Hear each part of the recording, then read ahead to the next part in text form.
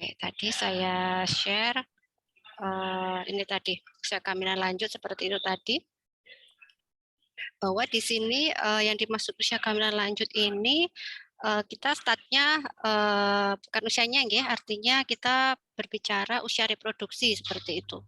Nah, di sini jika wanita usia lebih dari 35 tahun itu hamil, artinya dia juga ada penyakit penyerta. Biasanya kalau penyakit-penyakit degeneratif itu akan muncul seiring dengan usia seperti itu. Jadi jika ibu hamil wanita itu hamil akan memperberat penyakit tersebut. Nah, seperti itu ya. Jadi ada mioma uteri, diabetes mellitus, hipertensi. Nah, itu akan diperberat jika ibunya hamil seperti itu. Nah, kemudian terjadi abortus, terjadi mola, bayi dilahirkan dengan Morbus Down seperti itu. Nah, seperti ini ya. Jadi kalau terkait kehamilan lanjut seperti itu. Nah, kemudian jadi kita sudah paham ya apa yang menyebabkan usia ya, batasan usia kehamilan di usia reproduksi yang bagus. Jika memang di luar semua itu terlalu muda atau terlalu tua, itu juga salah satu menjadi faktor. Nah, pernahkah kita menanyakan, menelusuri kenapa terlalu muda, kenapa terlalu tua seperti itu. Jadi selama ini kita hanya karena 4 terlalu, 3 terlambat gitu saja. Nah, kita pernahkah mencari akar permasalahan? Nah, di sini. Kenapa terlalu muda? Kenapa terlalu tua? Kenapa terlalu sering? Kenapa terlalu banyak? Nah, kenapa sampai terlambat mengambil keputusan?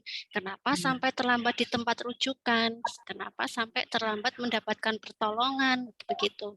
Jadi jika semua ini ada alasannya, kita kan sudah tahu. Nah, dengan kita tahu berarti kan kita bisa mengambil suatu langkah, suatu tindakan supaya tidak terjadi 4 terlalu dan 3 terlambat seperti itu. Tapi kalau misalkan karena jarak, biasanya itu kan ada beberapa misalkan ada rumah tunggu atau mungkin jemput bola seperti itu. Okay. Tapi memang tidak semudah pelaksanaannya, Bunda.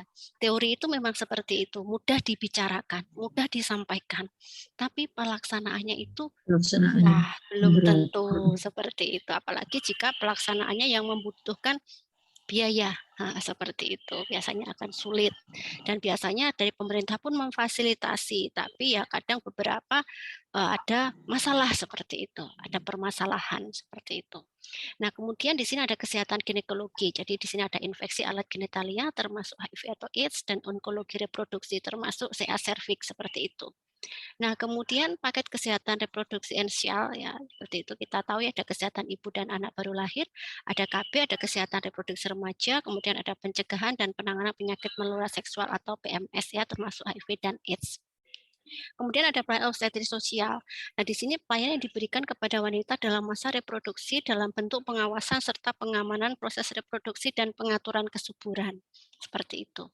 Nah, sebenarnya kalau kita keterkaitan dengan proses reproduksi, pengaturan kesuburan atau usia reproduksi, sebenarnya kasus perceraian, kasus tingginya perceraian itu juga menjadi permasalahan, Bunda.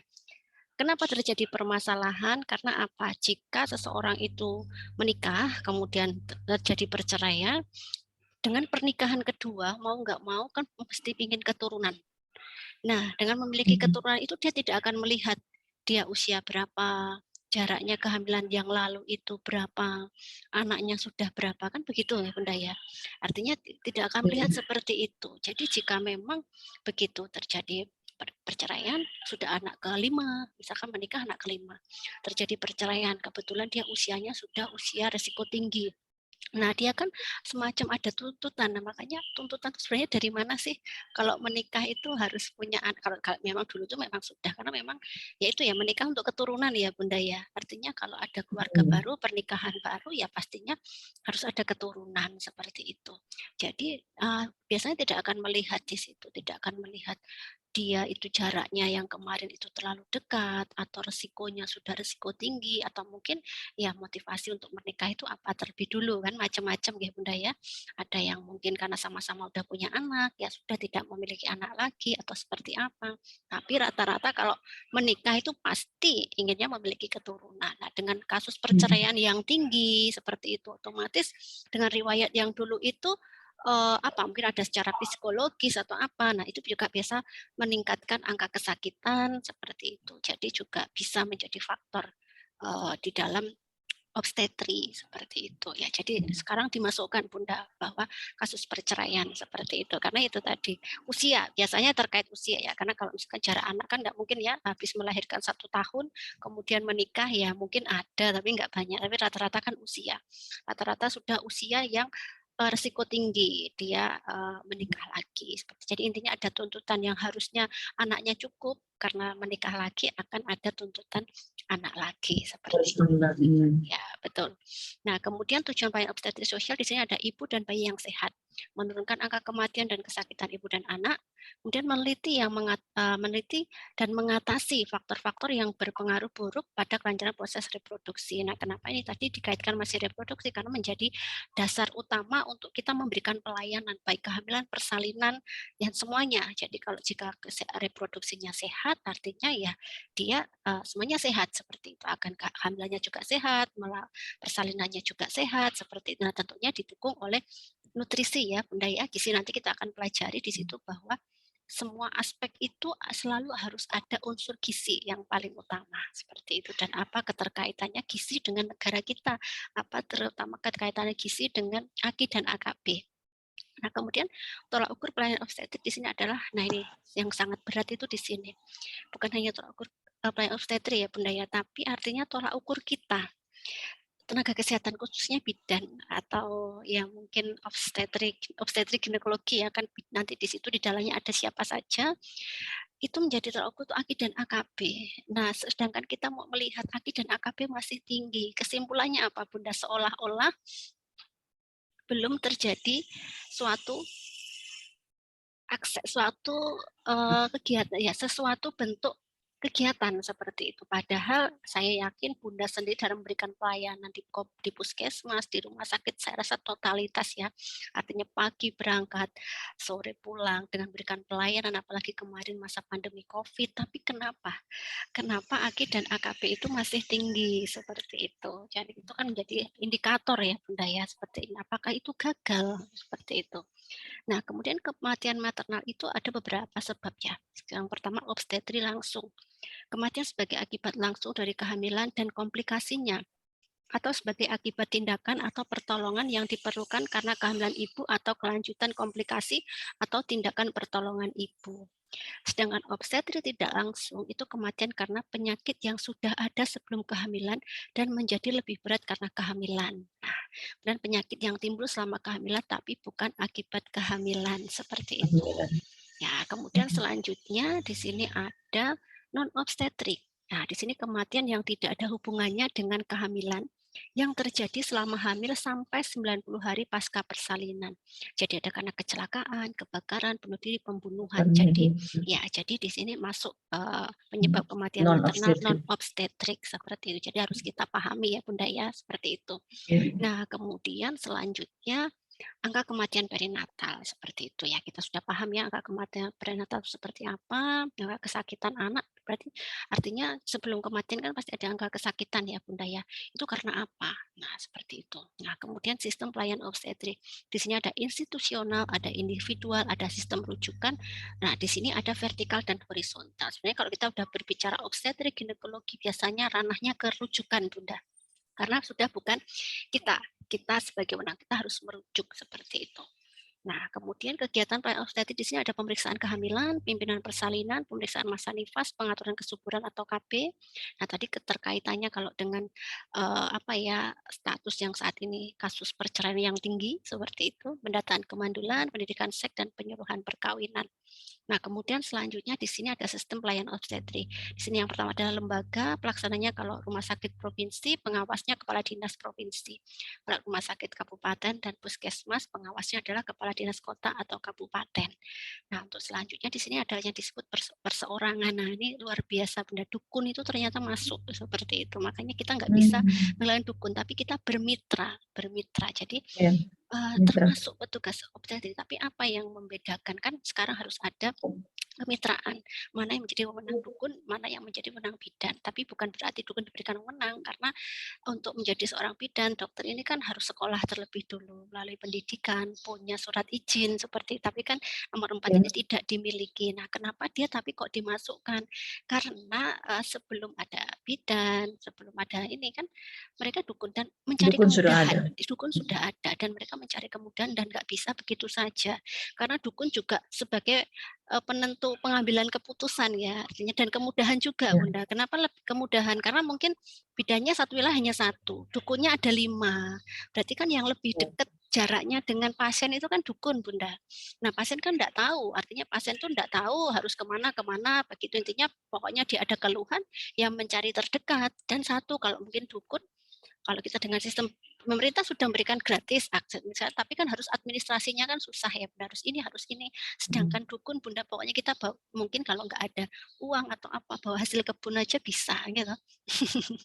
Bawa hasil kebun atau nanti atau seperti itu bisa. Jadi mereka lebih mencari kemudahan tanpa melihat nanti kalau terjadi komplikasi seperti apa, karena mereka nggak tahu. Kalau nanti terjadi komplikasi itu dukun nggak bisa ini, seperti nggak terjadi intinya. Dan yang dilihat juga nggak apa-apa, baik-baik aja, normal-normal aja, lahir di dukun juga bisa, anaknya juga sehat. Sampai sekarang anak saya misalkan 5 anak saya di dukun semua, nggak apa-apa. Nah kita kan nggak tahu Bunda ya, karena memang kita itu sebenarnya kan hanya mendampingi ya, karena proses kehamilan persalinan itu kan fisiologis sebenarnya alami seperti itu. Nah kebetulan kalau pas terjadi komplikasi ya kalau di dukun akan merujuk ke bidan. Jarang dukun merujuk ke rumah sakit ya, nggak ada ya artinya ke bidan. Sedangkan kalau dukun sudah merujuk itu kan berarti sudah bukan wewenang kita, guys. Jadi itu kan juga terlambat seperti itu. Ya, Itu nggih Bunda ya. Itu. Nah, kemudian umumnya dokter umum dan bidan itu hanya dapat menanggulangi kasus-kasus fisiologis saja.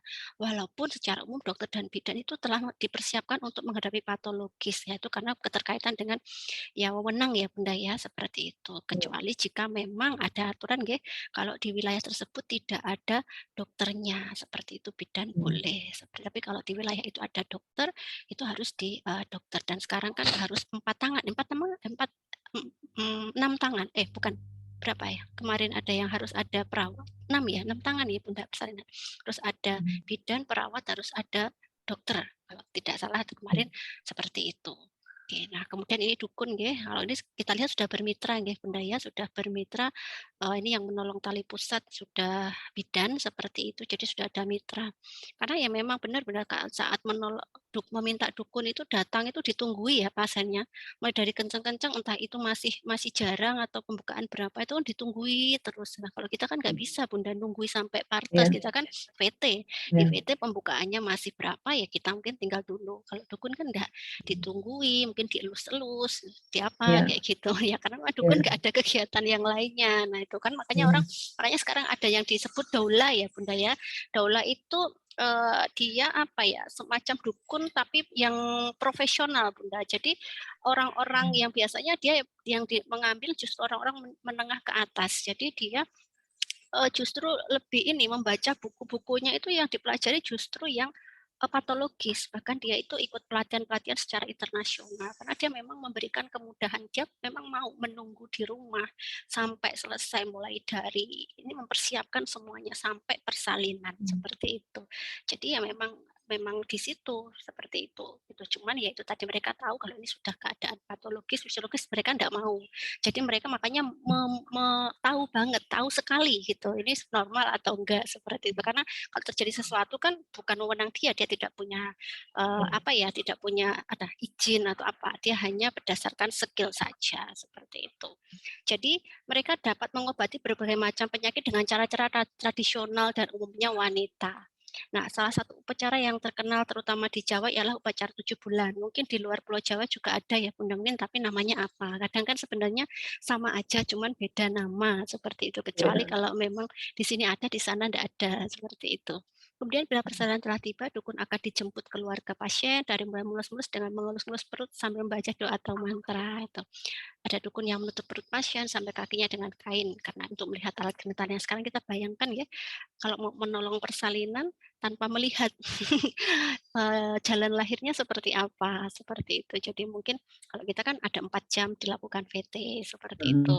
Gitu. Kalau dukun kan tidak, dia hanya berdasarkan Iya, mungkin hisnya, seperti itu. Nah, iya, kemudian bila ingin mengejan disuruh mengejan saja, ada yang mendorong perut, bahkan ada yang iya. memasukkan tangan ke dalam jalan Tangan ke dalam. lahir. Nah, mungkin apakah pakai handscoon atau apa, nah, kecuali kalau Iya, mungkin ibunya dukun menyekolahkan anaknya di bidan. Nah, mungkin anaknya akan memberikan edukasi, tapi kalau yang memberikan edukasi mungkin dari puskesmas atau apa, ya itu tadi kemitraan ya, belum entah dijalankan atau tidak. Mungkin bunda-bunda yang ada dukun mungkin bisa pastinya punya pengalaman ya. Kemudian bila anak telah lahir, tali pusat diurut ke badan anak, baru dipotong. Setelah plasenta lahir, dilakukan jak 3 jari dari umbilikus dengan pisau, seperti itu. Jadi kalau biasanya kita membahas bidan, kita membahas dukun ya, karena tadi menariknya itu dukun itu masuk menjadi petugas obstetri, seperti itu ya.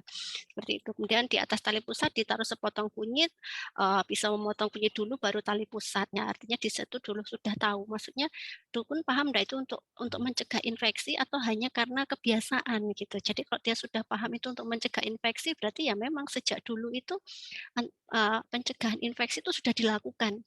Jangan kalah sama mhm, dukun seperti itu ya. Jadi dukun aja iya, sudah melakukan. Nah, sebelum dipotong tali pusat diikat dulu dengan tali kasur, anak 3 kali, ikatan ke arah pasien 1 kali. Tali pusat sudah dipotong, dipopoknya dengan daun sirih. Nah, ini kan bermacam-macam ya, Bunda, setiap daerah pasti iya, berbeda. Ini adalah salah satu contoh seperti itu. Kemudian pemakaian kunyit untuk desinfektan, daun sirih sebagai antiseptik, dukun biasanya merawat pasien dan hanya sampai tali pusat lepas, pupus bahkan sampai 40 hari. Telaten ya Bunda ya, telaten mhm, datang, mijitin anaknya, kayak gini ya. Kemudian ibunya diberikan ramuan-ramuan baik yang diminum maupun yang ditempelkan di badan untuk menguatkan badan, mempercepat involusi dan berat badan. Sejak zaman dulu langsing itu idaman ya Bunda ya. iya, Artinya semua saja kalau mau setelah melahirkan pinginnya itu ya. Oke. Baik, kemudian keuntungan. Pasien ditolong di rumah sendiri dalam suasana yang sudah dikenal dan biaya dukun murah. Kerugian bila terjadi infeksi, patus lama atau ruptur uteri yang diikuti kematian dan betul, perbaikan jalan lahir akan sulit mhm, sulit ditolong ya Bunda ya, karena itu perbedaan antara dukun dan bidan. Kalau kita tahu mana yang mengarah patologis, pencegahannya apa, tindakannya apa, tapi bagi mereka iya, mereka tidak tahu ya. Artinya mereka intinya tidak kalau nggak tahu. segera keluar ya didorong, di kristeller atau seperti apa, begitu Iya, intinya. Tuh. Oke, kemudian usaha pemerintah untuk melatih mereka dengan mengikut sertakan mereka dalam program pelayanan obstetri harus bersamaan dengan pendidikan dan perbaikan taraf hidup masyarakat. Jadi gini Bunda, artinya pemerintah itu sebenarnya sudah komitmen juga ya dalam mengajak memberdayakan masyarakat itu tidak hanya mengajak, juga harus ada perbaikan taraf hidup. Jadi ada support-support baik secara ekonomi atau pendidikan-pendidikan. Cuman kadang kendalanya ya pasti mungkin Bunda bisa pahami ya kenapa program-program dari pemerintah itu ada beberapa yang tidak berjalan seperti itu. Oke, nah itu tadi terkait konsep dasar obstetrik. Nanti saya lanjutkan lagi. Nanti yang di sesi terakhir akan ada sesi diskusi ya Bunda. Sekarang saya lanjutkan untuk yang ini kasusnya menarik Bunda ini di sini adalah materi menurut saya adalah materi inti dari obstetri sosial. Jadi sebenarnya dengan kasus ini nanti kasus yang ada saya berikan contoh ini Bunda akan paham apa sih sebenarnya inti dari obstetri sosial seperti itu. Nah, ini adalah obstetri sosial dalam pelayanan KIA.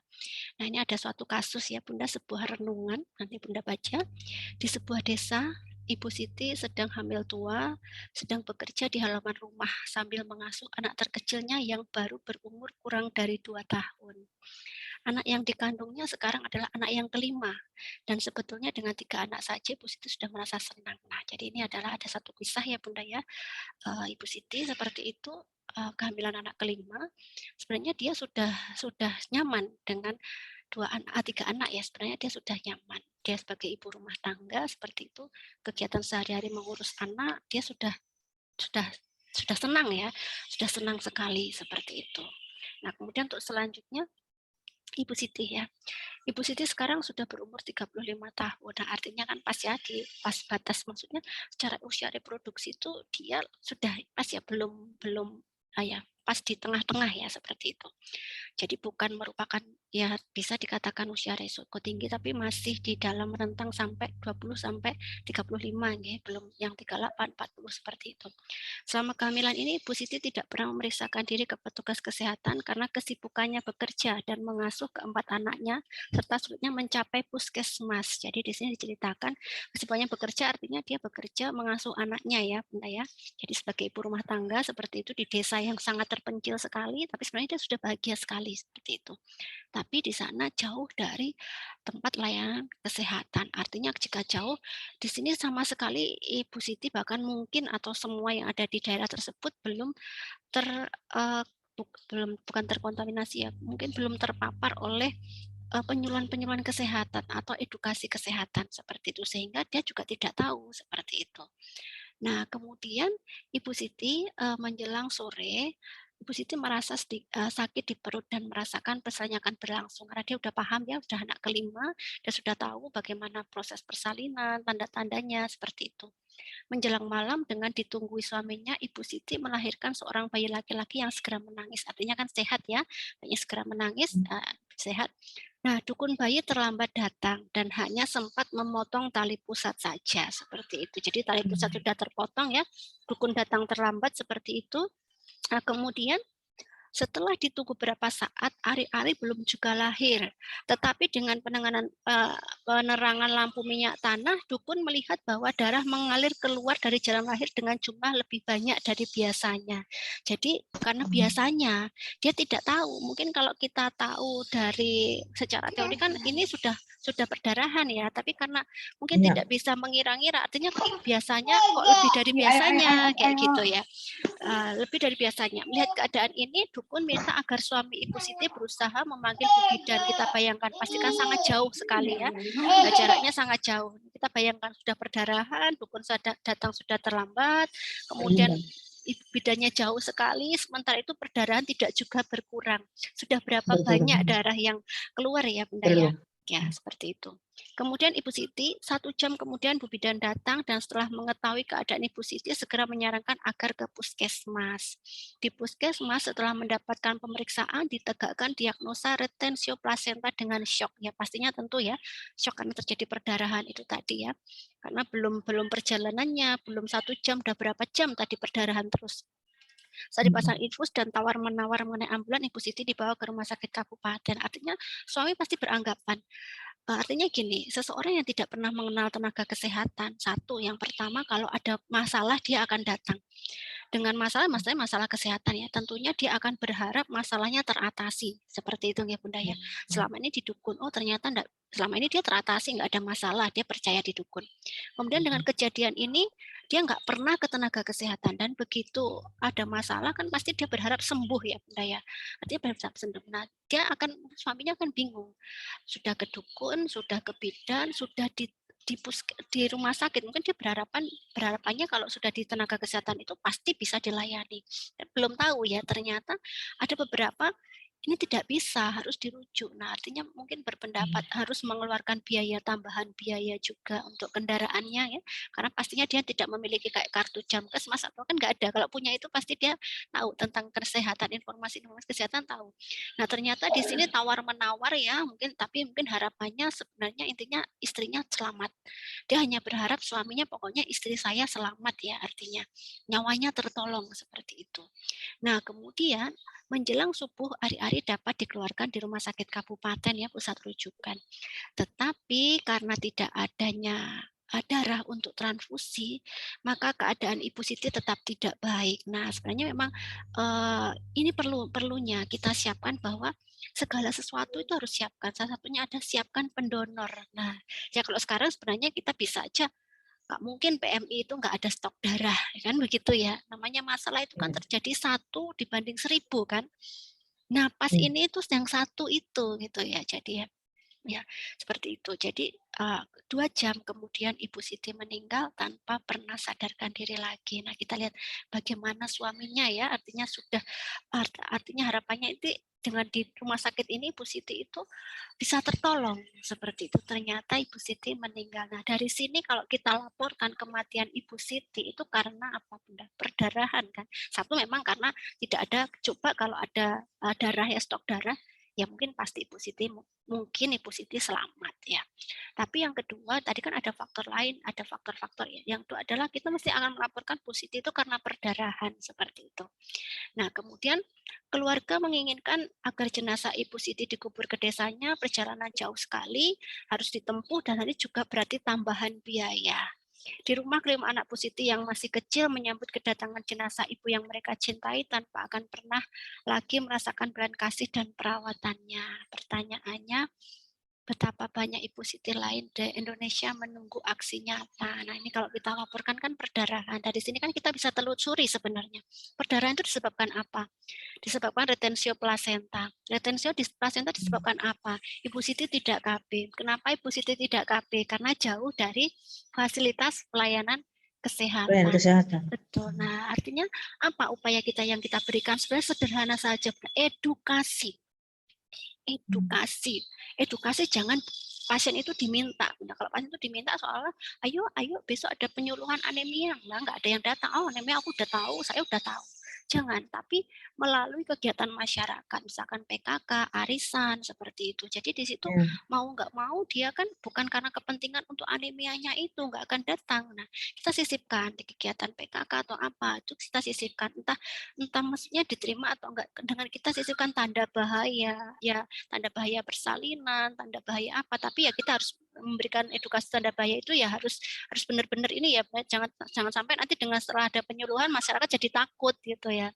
Jadi intinya menggunakan istilah-istilah yang mudah dimengerti. Jadi penyuluhan Bunda. Jadi kita harus pendekatan pada masyarakat itu hanya sepele Bunda sebenarnya. Ternyata kalau melihat dari sini itu karena dilihat dari lingkungan sosialnya itu edukasi karena pengetahuan itu Bunda.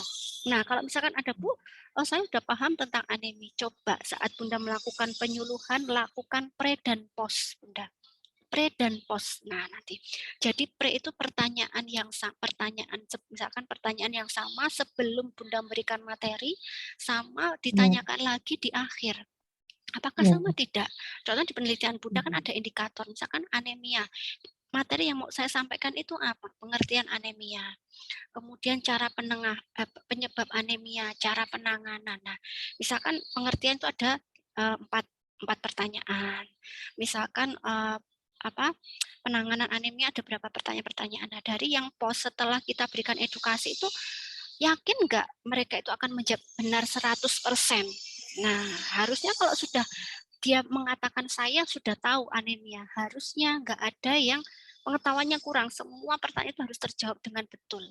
Nah, tapi kenyataannya jika memang ada beberapa pertanyaan yang belum terjawab dengan benar, itu dicari. Misalkan pertanyaan nomor berapa? Nomor 7.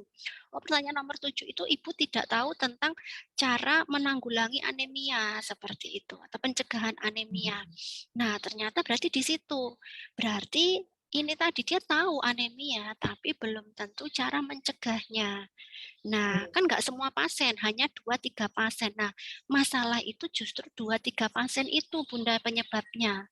Yang lain sudah bagus, tapi 2-3 itu yang akhirnya menyumbang angka anemia. Mungkin di tempat ini satu, di tempat ini satu. Ketemu itu dari hanya satu pertanyaan yang dijawab masih salah oleh responden. Jadi kalau dia masih salah kan otomatis dia mengaplikasikan di dalam kehidupan sehari-hari pun juga salah seperti itu. Dan parahnya lagi, dia menyampaikan ke yang lainnya gitu. Makanya saya kan pernah mengatakan ya Bunda, saat kita komunikasi itu saling penting ya.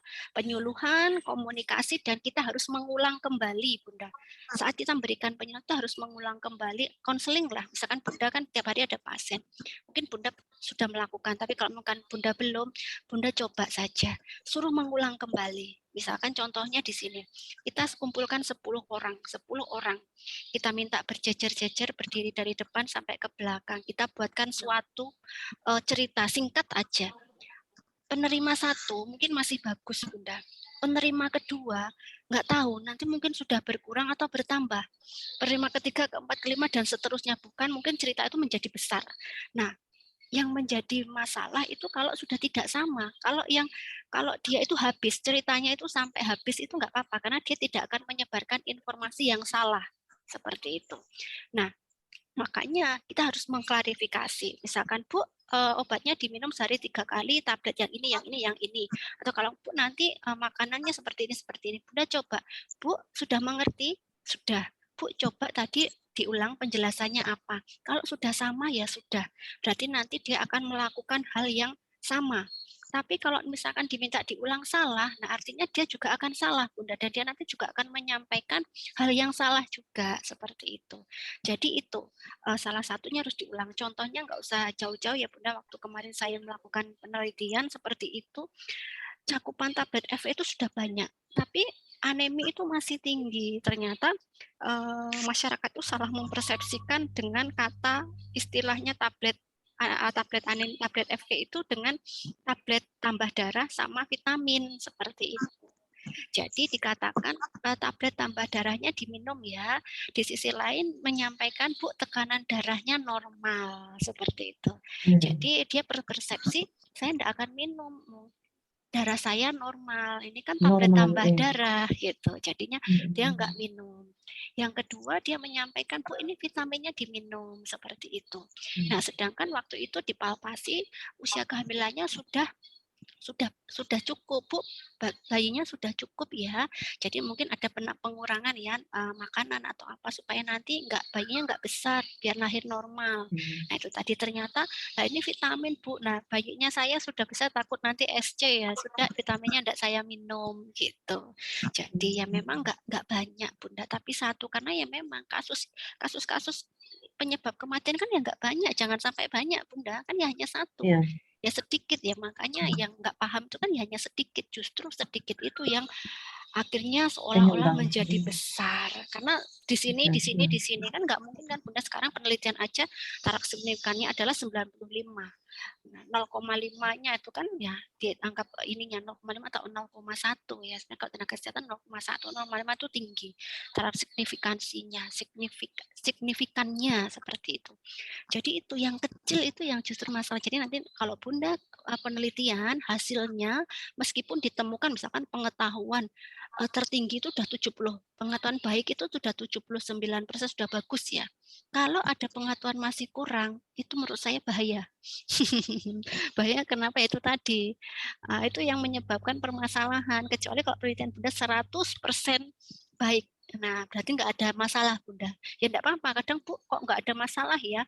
Tapi kok penelitian itu sebenarnya nggak harus kok misalkan terbukti seperti itu ya karena memang keadaannya seperti itu memang nggak ada masalah makanya statnya itu berarti apa meneliti kebalikannya kalau ini meneliti masalah satunya meneliti keberhasilan seperti itu. Oke jadi itu ya Bunda ya jadi memang dulu di teori komunikasi itu ada kriteria itu satu pasien bisa pasien mengerti kalau saat kita membuat askep kan gitu ya sebabnya adalah pasien mengerti tentang penjelasan petugas, pasien bersedia melaksanakan anjuran petugas, dan satu Bunda, pasien mengulang kembali penjelasan yang diberikan petugas, seperti itu. Ya itu teorinya begitu. Coba mungkin pelaksanaannya ya mungkin karena kesibukan ya, mungkin kadang ya mungkin lupa ya, artinya yang penting bukan terapi nggak sampai diulang lagi, seperti itu. Itu nanti salah satu faktor yang punya keterkaitan dengan obstetri tadi.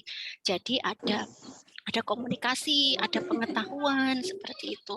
Kemudian jadi kalau melihat dari kasus Bu Siti tadi itulah Bunda sebenarnya kenapa AGI dan AKB itu masih tinggi seperti itu salah satunya ya. Oke. Kemudian kalau nanti kita keterkaitan dengan SDGs ya, ini adalah kesehatan kunci ya. Kesehatan itu adalah kunci kesejahteraan. Betul enggak Bunda?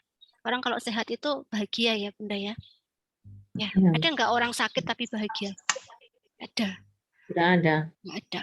Orang sehat itu sudah bahagia seperti itu ya. Karena kesehatan tergantung kesehatan itu yang berapa. Kalau kita pernah lihat nggih Bunda video yang di apa gitu ya, seorang miliarder intinya miliarder ya. Dia sampai membuang uangnya semuanya di rumah sakit kalau tidak salah. Hanya karena apa? Tidak bisa menolong nyawa anaknya. Jadi artinya kesehatan itu kunci kesejahteraan seperti itu ya. Jadi sehat dulu baru sejahtera dengan sehat. Nah, orang sehat, orang sejahtera itu diawali dari senyum ya Bunda ya, artinya bahagia. Kita harus bahagia dulu. Bahagia itu apa? kita bisa mau bahagia atau bersyukur, Bunda. Dengan kita bersyukur itu kita akan bahagia, nggak akan membandingkan dengan orang yang lain. Saat kita melihat orang lain tidak sama, kadang kita akhirnya tidak bahagia gitu. Tapi saat kita melihat Tuhan masih memberikan oksigen gratis ke kita, bahkan ada mungkin saudara-saudara yang harus membayar, Tuhan menetapkan kamu harus membayar oksigen. Orang yang nggak bisa bernafas, kemarin COVID-19, berarti kan harus membeli ya untuk bernafas aja harus membayar. Nah, artinya bisa dikatakan Tuhan menarik kalau kita bebas free dinikmati. Bersyukur ya Bunda ya, artinya itu adalah kunci kesejahteraan itu bersyukur, bahagia, tidak membandingkan. Artinya sampai saat ini kita lihat hal-hal yang positif yang sudah Tuhan berikan gitu ya, jadi awet muda, nggak gampang marah kayak gitu ya Bunda. Ya teorinya, pelaksanaannya ya kadang marah ya Bunda ya. Masa jauh-jauh pagi-pagi kita mau berangkat kerja, anak berangkat sekolah, nggak cepat-cepat itu juga kita udah emosi. Gitu ya. Ya, kemudian di sini ada isu strategis. Jadi kenapa AKI dan AKP itu masih tinggi? Kondisi lain kesehatan di masyarakat masih di bawah standar, namanya isu ya, karena maksudnya isu itu ya nggak semuanya gitu, nggak semuanya seperti ini gitu. Tuntutan masyarakat atas layanan kesehatan terus meningkat, indikator SDGs ya bidang kesehatan beberapa belum tercapai. Jangankan tercapai Bunda, kemarin kena pandemi COVID-19 saya yakin banyak yang nggak tercapai seperti itu. Kemudian indeks pembangunan manusia masih rendah, sebaran kesejahteraan tenaga dokter dan spesialis belum merata, kesenjangan kualitas pendidikan dokter perguruan tinggi juga masih lebar. Nah, di manakah posisi kita ini perbandingan kesehatan antar negara ya? Kalau di Indonesia bukan berarti tertinggi ya, Bunda, tapi ini urutannya ya. Kalau kita lihat ini ada beberapa perbandingan Indonesia ya, ada yang rendah, masih rendah, ada yang tengah-tengah, ada yang sudah tertinggi seperti itu. Oke, kemudian ini apa namanya ini tenaga bidan ya di sini ya per daerahnya per 1.000 ya 100.000 ya di Indonesia juga masih tinggi 44 seperti itu. Jadi dengan seperti ini kita bisa membandingkan ya ada yang kita menduduki urutan atas, ada yang di tengah, ada yang bahkan di bawah seperti itu. Nah, kemudian antara kesehatan antar daerah ya. Nah, di sini adalah yang coklat ini Bunda itu adalah puskesmas ya, seperti itu.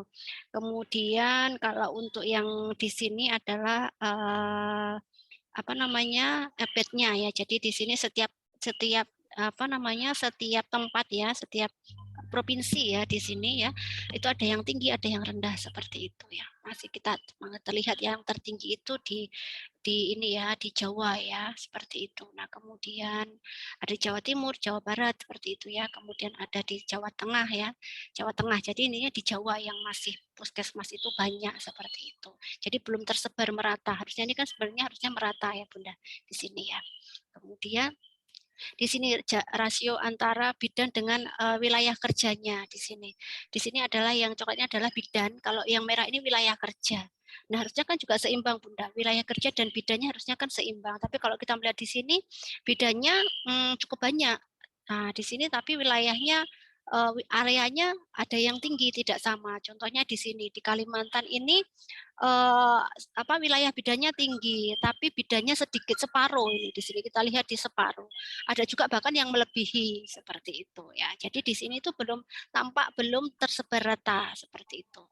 Nah, kemudian sekarang kita kembali ke obstetri sosialnya. Kalau tadi kita mempelajari obstetri ginekologi sosial, sekarang kita sedikitnya obstetri sosial adalah ilmu yang mempelajari hubungan timbal balik antara proses reproduksi dan lingkungannya, terutama lingkungan sosial. Tapi saya kaitkan dengan semuanya tadi. Tidak hanya proses reproduksinya, memang reproduksi itu menjadi gerbang dari semua tadi kehamilan, persalinan, siklus dari kehidupan manusia itu gerbangnya adalah reproduksi ya di usia remaja sampai usia subur seperti itu. Nah, kemudian ciri-ciri ya mulai ilmu ini berkembang sesuai dengan perkembangan ilmu dan bioteknologi serta sosiologi dan budaya di masyarakat. Ciri keprofesian adalah penugasan kompetensi epidemiologi klinik, etika, dan manajerial. Tujuannya adalah untuk meningkatkan derajat kesehatan, khususnya kesehatan reproduksi perempuan dengan mempersiapkan generasi penerus atau SDM yang baik dalam rangka melestarikan umat manusia.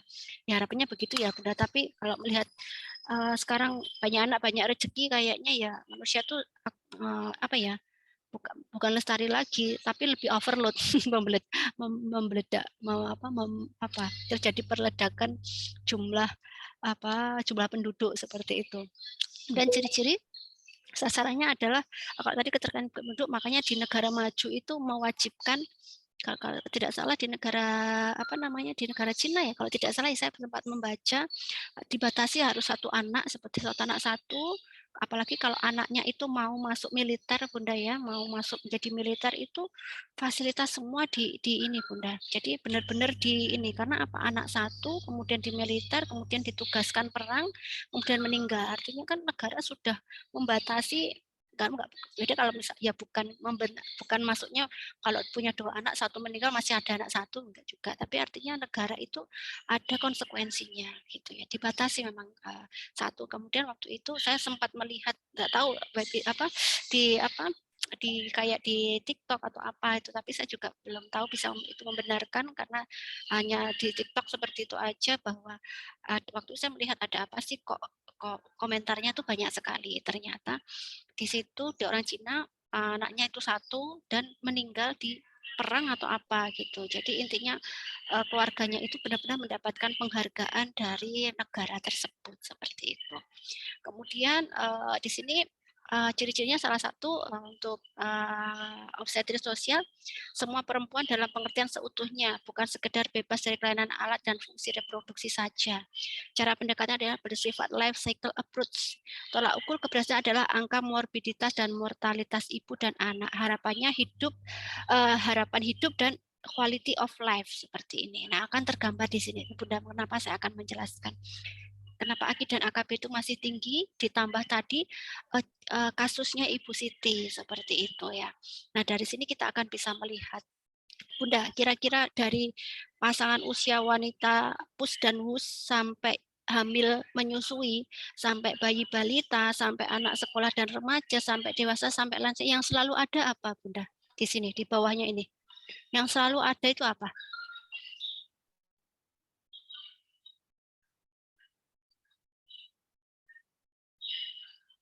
Apa, Bunda? Yang selalu ada.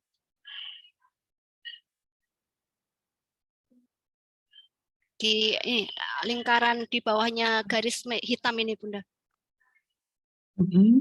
Yang selalu ada apa, Bunda? Yang selalu muncul, yang mengikuti garis ini, garis hitam ini, yang nih, lansia, dewasa, anak sekolah, bayi dan balita, ibu hamil dan menyusui, apa, Bunda? Wanita. Bukan. Perempuan.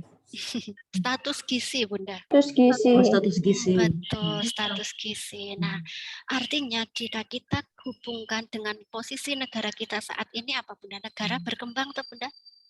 Iya. Negara berkembang itu apa? Rata-rata ekonominya menengah ke atas apa ke bawah, Bunda? Menengah ke bawah ya, rata-rata ya. Saya tidak menyampaikan semua ya, rata-rata, karena di negara kita juga banyak, Bunda, yang sultan ya, keluarga sultan juga banyak ya. Rata-rata gitu ya, rata-rata menengah bawah. Kira-kira apa terkaitannya dengan status ekonomi dan status gizi? Harapannya jika pendapatan rata-rata menengah ke bawah itu artinya secara ekonomi pun juga masih kurang ya, Bunda ya. Artinya secara ekonomi masih kurang, artinya berimplikasi terhadap status gizi. Karena pendapatan itu artinya juga akan berkontribusi terhadap makanan yang dikonsumsi setiap hari. Berbeda dengan orang yang mampu, tapi dia tidak perilaku ya, artinya dia suka junk food, apa-apa, itu beda ya, Bunda ya. Tapi kan ada, status gizinya ada, yang dimakan itu ada. Sama satu lagi, tubuhnya yang nggak bisa, mungkin nggak bisa, penyerapannya nggak sempurna atau ada kelainan-kelainan, itu beda lagi. Yang dimaksud di sini adalah untuk membeli saja tidak ada kayak gitu. Jadi untuk dimakan aja nggak ada. Nah, jika nggak ada berarti kan nggak ada asupan nutrisi yang masuk ke dalam tubuh seperti itu. Nah, sebenarnya kan bukan sepele, sebenarnya solusinya kan gizi tidak harus mahal kan, Bunda ya, tidak harus yang daging atau apa ya. Makanya kita harus diberikan edukasi, makanya ada pemberdayaan. Nah, di situ makanya ada germas juga. Tapi kayak saya lihat di germas di situ ada nggak ya, Bunda ya, untuk ini loh, menanam ini memberdayakan toga kayaknya ada. Artinya misalnya kita membeli sesuatu mahal, setidaknya kita bisa Ya, menanam sendiri ya, benar. seperti itu ya, Pangan menanam lokal. Ya, sendiri ya, seperti itu. Nah, artinya itu juga Bu, kalau memang nggak ada tanah ya beda lagi ya. Artinya kan ada beberapa yang memang tidak bisa. Jadi status gizi Bunda ya, artinya dengan keadaan menengah, penghasilan menengah ke bawah, artinya ya pasti ada keterkaitan, status gizinya kurang. Sedangkan kalau berawal dari status gizinya kurang pada terjadi pada remaja, ya dia akan mengalami anemi saat menstruasi, seperti itu. Anemi dan dampak anemi pada remaja itu apa? Itu terjadi. Kemudian pada ibu hamil jika kurang nutrisi, pertumbuhannya seperti apa. Kemudian saat nifas, jika gizinya kurang, akan terjadi masalah. Kemudian bayi dan balita, jika gizinya kurang, pasti juga akan masalah. Dan sampai lansia, Bunda. ya, Nah, dari situ kan pasti angka kesakitan tinggi, nggak bisa ditolak kan, ya Bunda?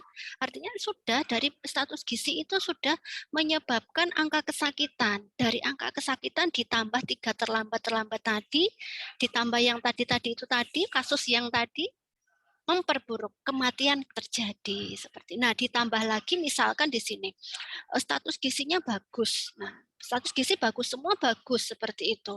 Tapi dia tinggal di daerah yang kumuh. Nah, misalkan atau tinggal di daerah yang dekat pabrik. Artinya apa? Akan kalau misalkan orang itu makanya kadang kan minum ini ya beli aqua ya, artinya kan nggak ada. Kalau misalkan dia juga minum yang dibuat minum itu dari tanah di samping-sampingnya, jangka panjangnya apa? Juga akan terjadi penyakit. Udara, lingkungan, limbah-limbah itu pun juga akan bisa membuat penyakit seperti itu Bunda ya. Jadi akan juga peningkatan angka kesakitan pun juga akan tinggi. Nah, ya, kemudian seperti itu. Jadi tidak hanya status gizi, tapi lingkungan pun juga mempengaruhi, Bunda. Makanya kita ini masuknya di dalam komunitas atau sosial. Artinya di lingkungan komunitas dulu mungkin pernah ingat ya Bunda saat D3 dulu kita melakukan survei, kita melihat jendela, jarak pembuangan, sampah, seperti itu. Nah, kemudian harus ada perumahan dan lingkungan yang sehat. Nah, seperti itu ya Bunda ya. Jadi ini juga mempengaruhi. Makanya kenapa Bunda pernah tidak main game yang Let's Farm atau apa kayak gitu. Sekarang kita beralih ke negara maju Bunda. Bunda pernah nggak main game dengan Let's Farm yang ada perkebunan, ada ternak, ada pemukiman penduduk, seperti itu. Jadi kalau di negara maju itu penduduknya itu ditempatkan yang tidak jadi satu di lingkungan industri. Makanya di daerah-daerah maju, di negara maju itu, yang daerah industri perkotaan itu tidak dihuni oleh penduduk, Bunda. Jadi dia datang itu hanya untuk kerja, seperti itu. Setelah kerja dia akan pulang ke rumahnya, seperti itu. Tujuannya apa? Tidak terkontaminasi polusi yang ada, seperti itu.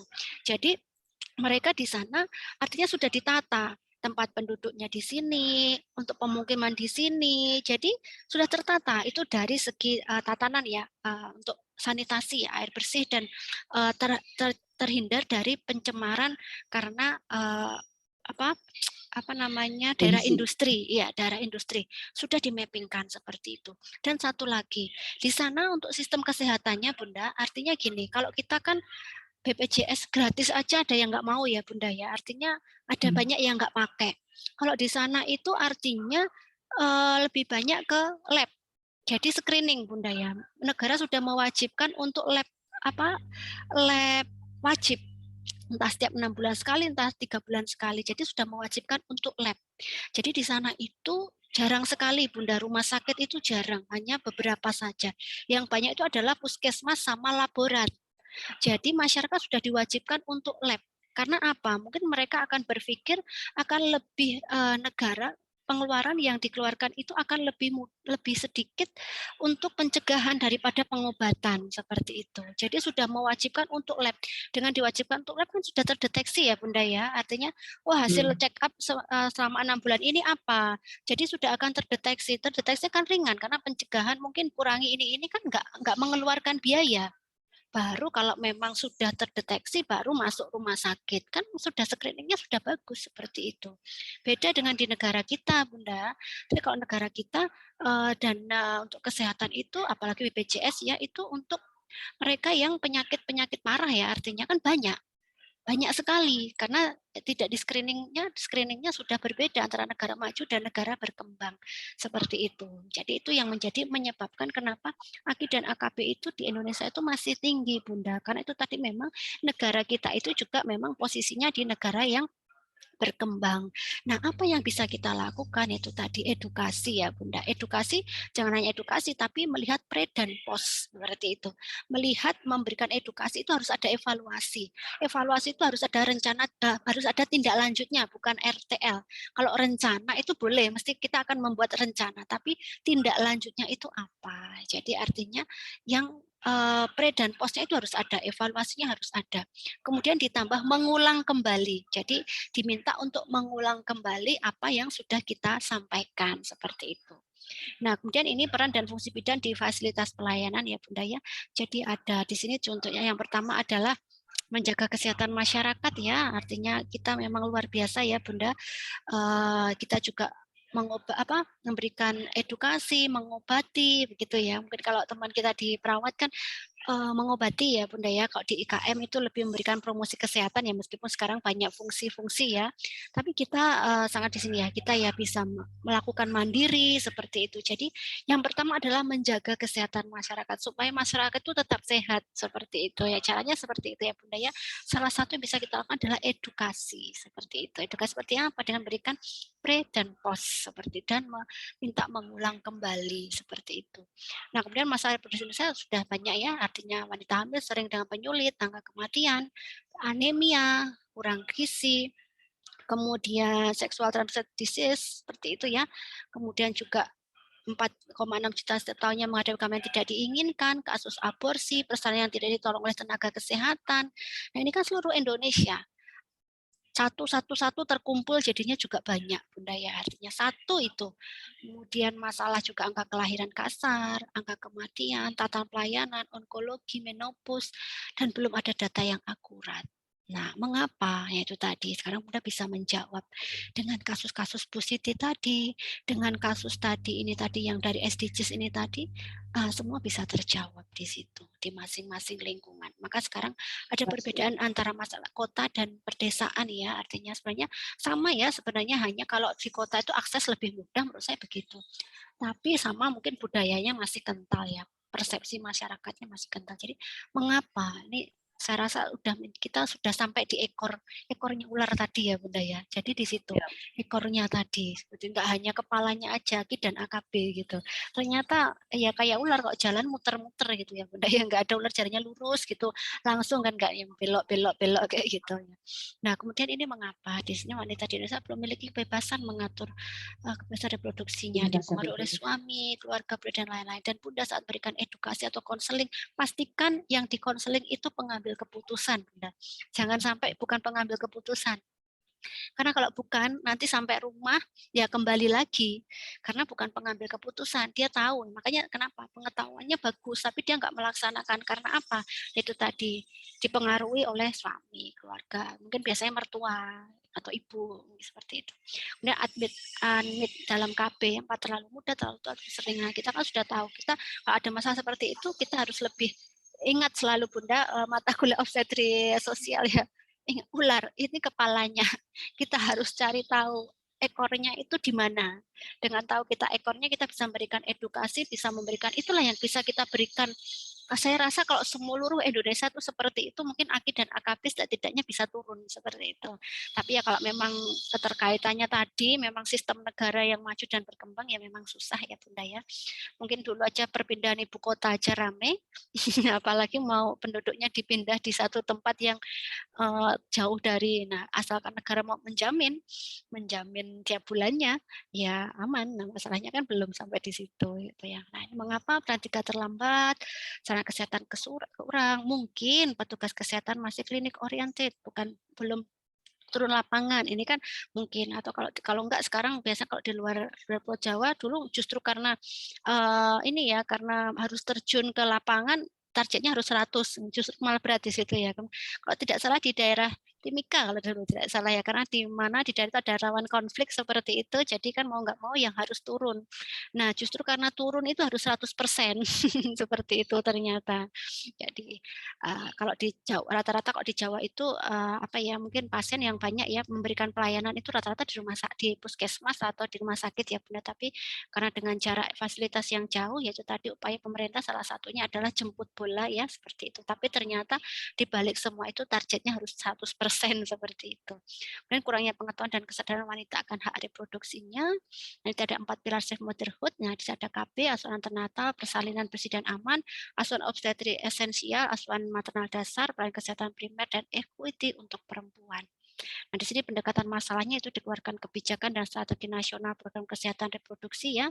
Banyak sekali ya kebijakan-kebijakan dan biasanya lebih banyak ke program inovasi ya. Mungkin Bunda pernah ya membuat program inovasi dengan AKID dan AKB di background silakan pemerintah dari Dinas Kesehatan provinsi dari pusat turun ke provinsi, provinsi turun ke kabupaten atau kota, dari kota di background ke puskesmas, dari puskesmas dipersilakan gerakan inovasi untuk ya berkarya, silahkan berkarya. Kalau kemarin contohnya ada saya punya teman itu adalah etek cerdik gitu ya, seperti itu Bunda ya. Jadi kayak apa? Jadi dia mengedukasi penjual sayur Bunda, karena penjual sayur kan ke rumah-rumah ya.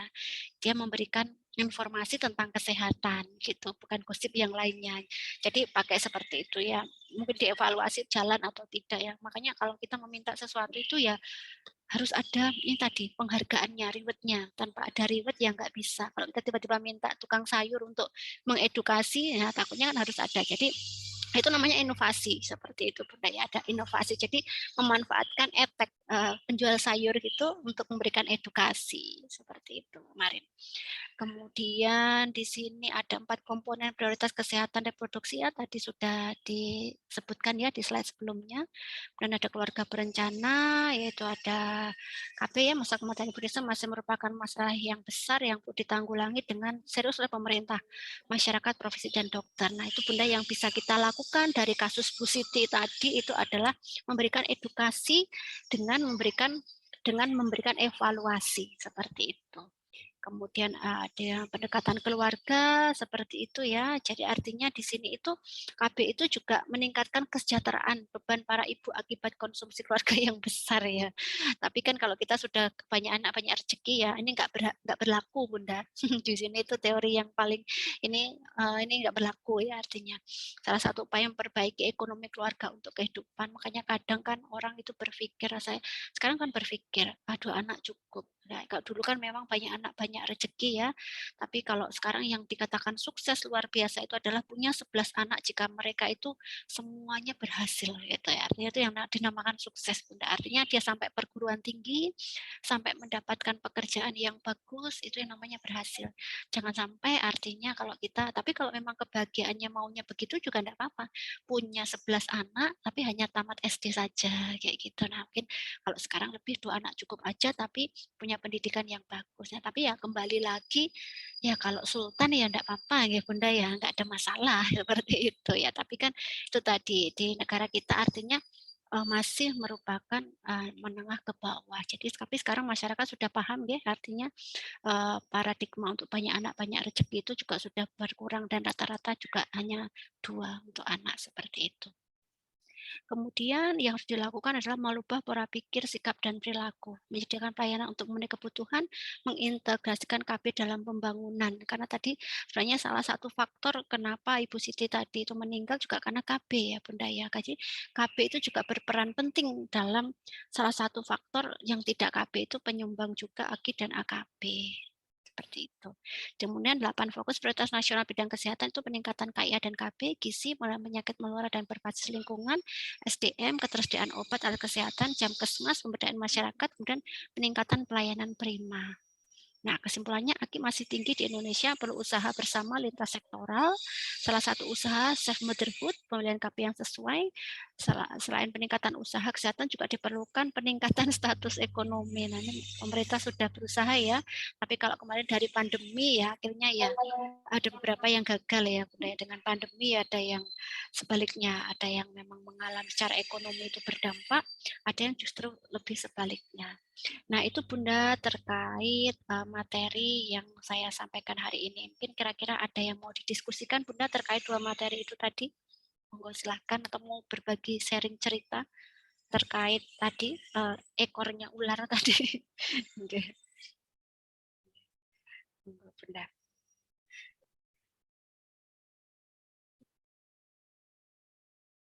Ada Bunda? Atau cukup?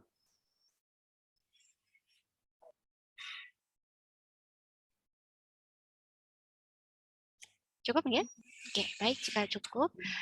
Sebenarnya untuk ini adalah untuk materi berikutnya ya Bunda ya, tapi nanti untuk sekali ini untuk Zoom saya berikan sekalian di sini ya. Jadi nanti untuk pertemuan berikutnya Bunda hanya tinggal mendiskusikan saja diskusi tugasnya. Memang ini tugasnya ya lumayan agak berat sih Bunda ya, tapi artinya implikasi dari materi ini adalah memberikan penyuluhan seperti itu Bunda, nanti memberikan penyuluhan nanti dengan kelompok seperti itu Bunda tidak perlu khawatir Bu, kami letaknya jauh-jauh.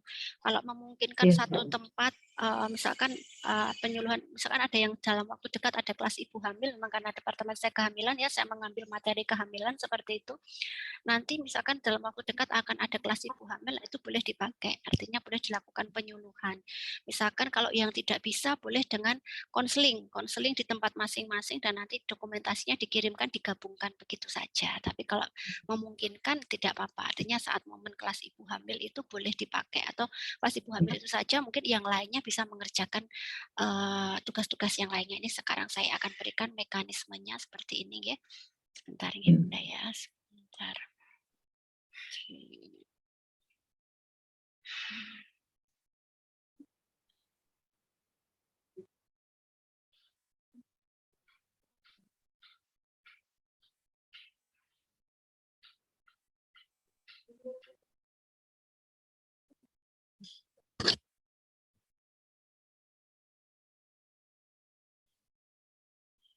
Sebentar Bunda, masih saya bukakan. Laptopnya agak lemot ini karena banyak yang disimpan. Nah, ini sudah terbuka. Nah, ini saya akan share. Nah, seperti ini nanti Bunda membuat seperti ini. Bunda tidak perlu membuat, tinggal nanti mau pakai ini aja, diganti, disesuaikan dengan judul yang nanti mau dipakai kelompoknya Bunda. Jadi misalkan nanti judulnya tentang apa, nanti akan saya tentukan, silakan memilih bebas judulnya, tapi ada 10 judul, nanti silakan dipilih, asalkan setiap kelompok berbeda gitu. Jadi di sini adalah upaya peningkatan pengetahuan ibu hamil melalui edukasi mengenai teknik perawatan payudara. Nanti Bunda tentang apa, nanti silakan didiskusikan dengan kelompoknya, mau mengambil temanya apa, sudah ada, dan manfaat ASI ya, seperti itu. Nah, kemudian ini adalah memang laporannya kegiatan masyarakat, nih, pengabdian kepada masyarakat, tapi memang berawal dari penyuluhan itu kita ambil sebagai laporan pengabdian masyarakat, seperti itu. Ada anggota, ini nanti Bunda tinggal ganti ya, Prodi D4 Kebidanan, dan lembar pengesahan nanti Bunda tinggal ini aja, tinggal geser aja di sini ada. Bunda nanti tidak perlu, cukup sampai di sini aja. Untuk yang dekan, LPPM tidak perlu, nanti saya yang akan memintakan sampai Bapak Rektor nanti tidak perlu. Jadi nanti Bunda hanya sampai di sini saja. Sampai di sini nanti tempatnya tergantung Bunda, tidak harus di kelurahan, boleh di BPM Bunda sendiri. Kalau Bunda punya BPM atau klinik sendiri boleh. Intinya yang bisa ada tanda tangan dan stempel begitu. Jadi misalkan di tempat Bunda sendiri boleh. Oh, Bunda punya BPM, pasien hamilnya banyak, boleh pakai di situ. Jadi intinya saya tidak mau mempersulit ya Bunda, artinya yang kan kita mencari kemudahan toh. Kalau ada yang mudah, kenapa nggak dipakai yang mudah saja gitu. Betul. Jadi kalau nanti ada kendala-kendala bisa dikomunikasikan untuk kami carikan solusi supaya menjadi mudah seperti itu. Oke, jadi nanti seperti ini. Nanti saya akan yang memintakan ya untuk yang ini. Kemudian di sini ada kata pengantar, nanti silakan saja di-replace saja, diganti begitu judulnya seperti ini. Kalau saya rasa nanti, nah ini, kalau misalkan di BPM ya diganti BPM ya Bunda ya. Nah seperti ini, ganti BPM seperti itu. Jadi menyesuaikan saja seperti itu. Nah, kemudian di sini ada daftar isi, ada halaman judul, halaman pengesahan, kata pengantar, daftar isi, daftar lampiran ya. Ada pendahuluan, ada pelaksanaan kegiatan, ada penutup seperti itu. Nah, kemudian di sini ada lampiran. Bunda tinggal isi aja, tidak. Ini enggak, ini tinggal hanya mengganti saja. Mengganti sesuai dengan materinya Bunda, seperti itu. Oke, kemudian selanjutnya ini ada bab 1 ya, ini nanti mengikuti ya, nanti diganti saja ini menjadi D4 seperti itu. Nah, judulnya apa, seperti itu nanti silakan diganti gitu. Nah, kemudian ini analisis situasi, ini adalah kita menjelaskan tempat kita. Kenapa di tempat ini dilakukan penyuluhan, dasarnya apa gitu. Kalau secara teori kan pasti dasarnya ada masalah seperti itu ya. Iya. Mungkin masalahnya apa, kita jelaskan secara singkat seperti itu, analisis situasi. Kemudian makanya dari sini diperlukan penyuluhan ini. Mungkin kalau bisa di BPM atau kalau enggak rata-rata ibu hamil masih mengalami anemia. Nah, dengan bisa ditambahkan datanya dan mungkin dari 10 orang ibu hamil ada ibu hamil 1 ibu hamil yang menderita anemia. Makanya di sini dilakukan penyuluhan anemia. Contohnya seperti itu.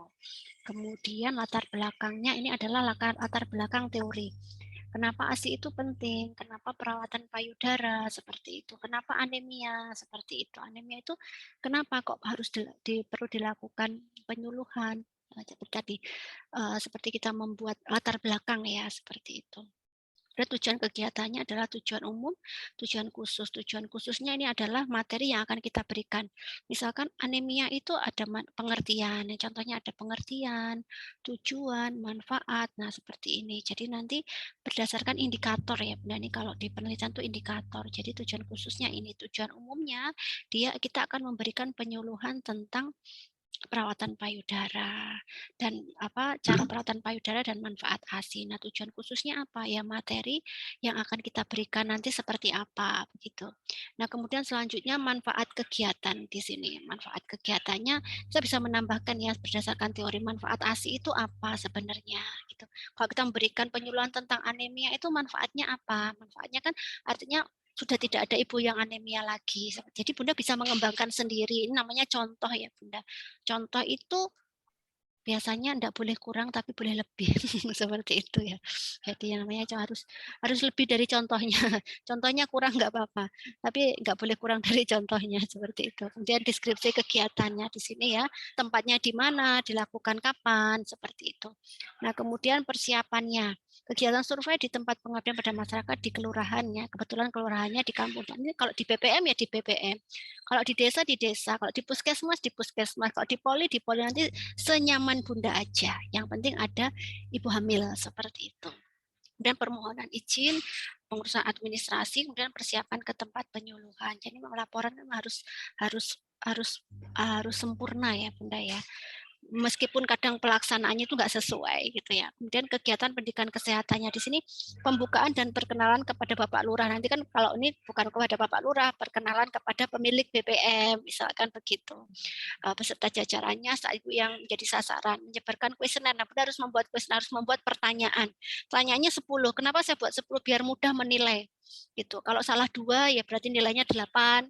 Kalau salah 3 berarti nilainya 7, kan mudah Bunda. Dan kalau 12 itu agak susah seperti itu ya. Kemudian menyebarkan kuesioner penyuluhan mengenai perawatan payudara dan manfaat ASI dengan menggunakan leaflet dan pantol. Nanti Bunda kalau mau demo ya nggak apa-apa demo, tapi kalau hanya edukasi ya cukup pakai leaflet. Pakai leaflet boleh, pakai PowerPoint boleh, pakai lembar balik boleh, seperti itu. Sesi diskusi tanya jawab ya dengan peserta penyuluhan mengenai kegiatan. Kemudian menyebarkan kuesioner post test. Nah, ini yang paling penting ada kuesioner post testnya seperti itu.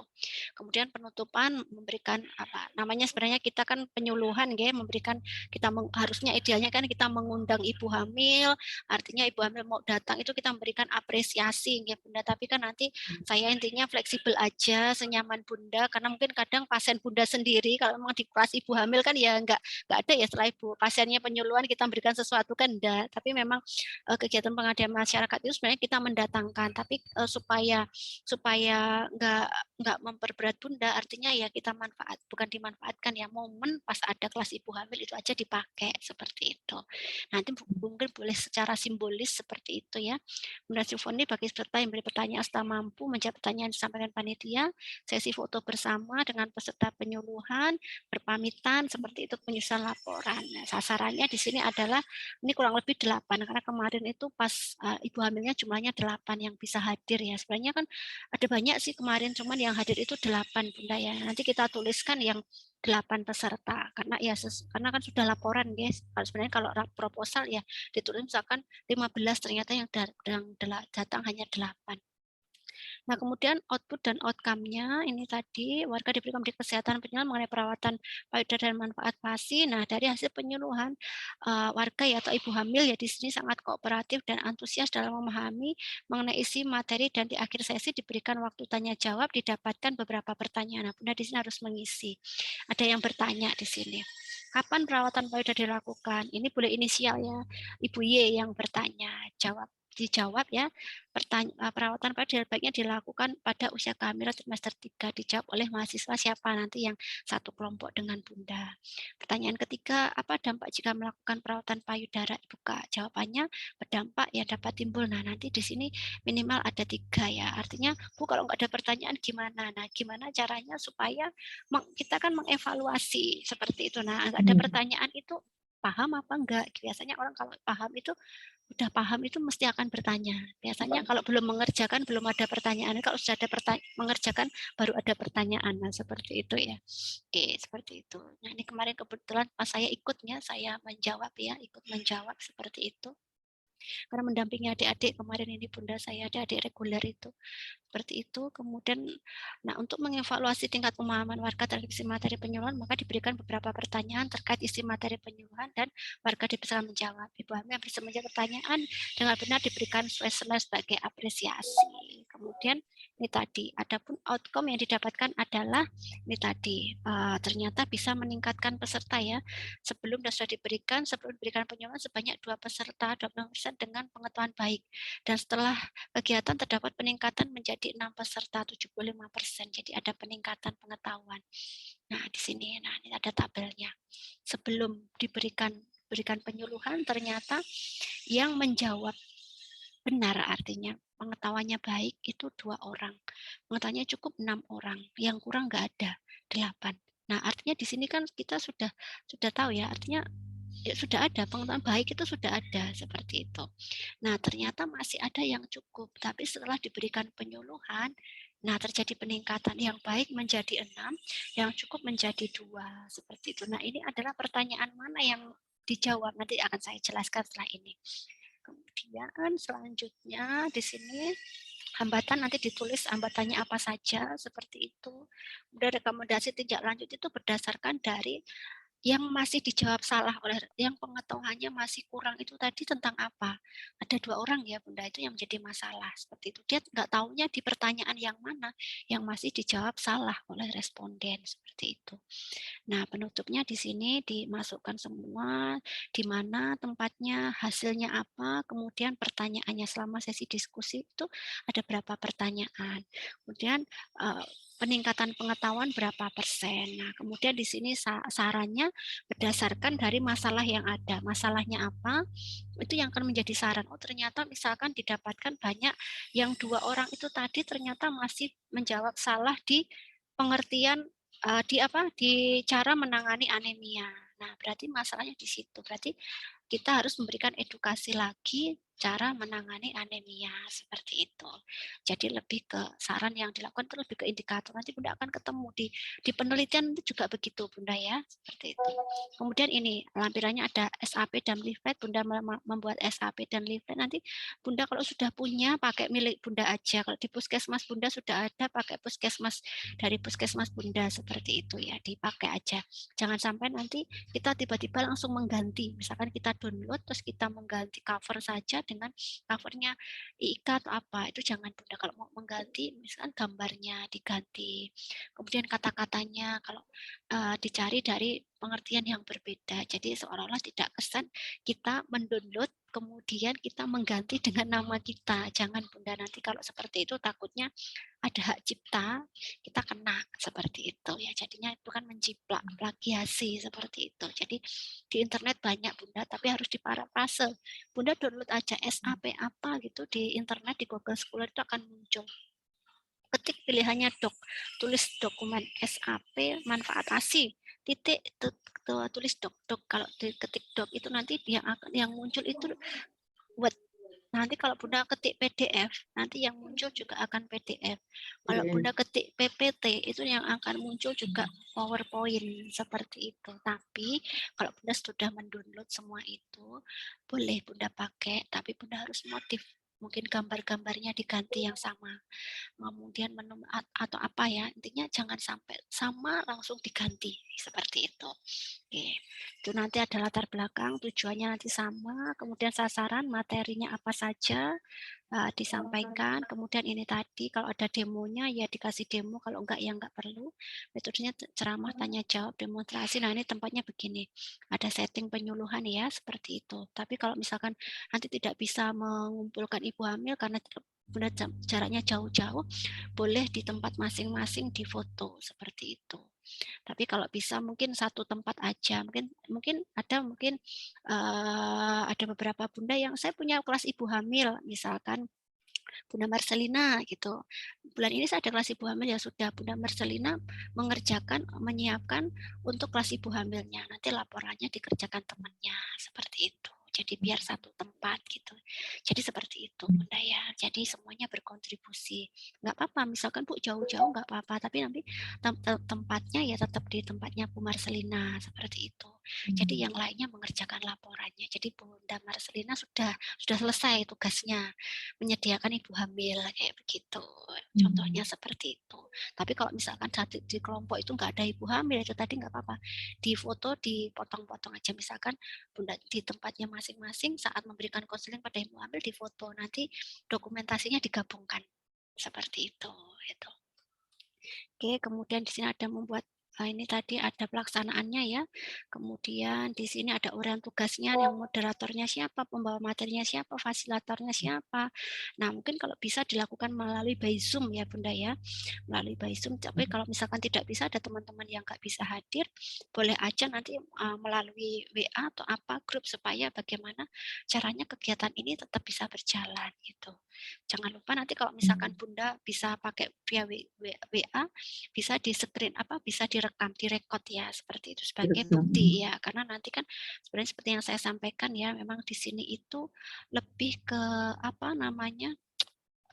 ke pertemuan kegiatan kuliah yang penugasan di lahan. Jadi meskipun seperti itu termasuk mengisi, termasuk kegiatan perkuliahan seperti itu. Ini ada observernya siapa, seperti itu. Kemudian kriteria evaluasi.